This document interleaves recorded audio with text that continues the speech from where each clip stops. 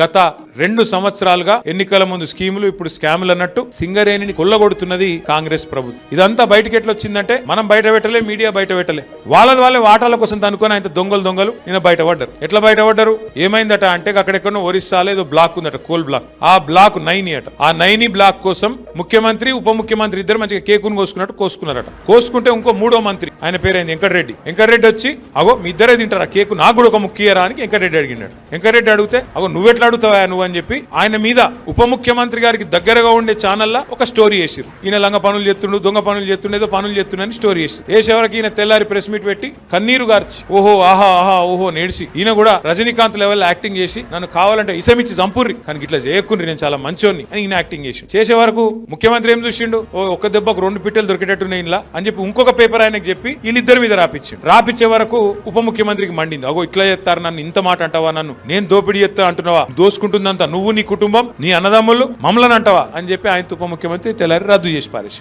రద్దు చేసినాక ఏమైంది, మన నాయకుడు హరీష్ రావు గారు ఆయన ప్రెస్ మీట్ పెట్టిండు. అరే ఇది ఒకటే ఎట్లా రద్దు చేస్తారా భయ్, మరి అన్ని ఇవన్నీ ఉన్నాయి, ఇవన్నీ కూడా రద్దు చేయని పెట్టిండు సింగరేణిలో. ఇప్పుడు ఇక కుడితిలో వాడు ఎలక లెక్క కొట్టుకుంటారు ఎక్కడోడు అక్కడ. ఒకటి స్విట్జర్లాండ్ వీకిండు, ఇంకోటి అటేటో వేయండు, ఇంకోటి ఇటేటో వేయండు, కానీ ఎవ్వడు తేలుగుట్టిన దొంగలు ఒక్కడు మాట్లాడతలేడు నిన్నటి నుంచి. ఏంద్రాబాయ్ అంటే డైవర్షన్ గేమ్ ఆడాలి. అక్కడ అట్లా మాట్లాడగానే దొరికిరుగా దొంగలు, ఇక వెంటనే నోటీస్, నడు హరీష్ రావు నువ్వు పోలీసుల ముంగట కూర్చో. దేనికి రాబాయ్ కూర్చున్నాడు అంటే 2 ఏళ్ళకి అదే కార్తీక దీపం సీరియల్ ఉంటది, దాని లెక్క నడుతుంది కథ. అది ఒడవది తెగది, రోజు ఒకటే కథ ధారావాహిక. ఫోన్ ట్యాపింగ్, ఏం ట్యాపింగ్, ఎవంది ట్యాపింగ్, ఎక్కడ ట్యాపింగ్, ఏం ట్యాపింగ్.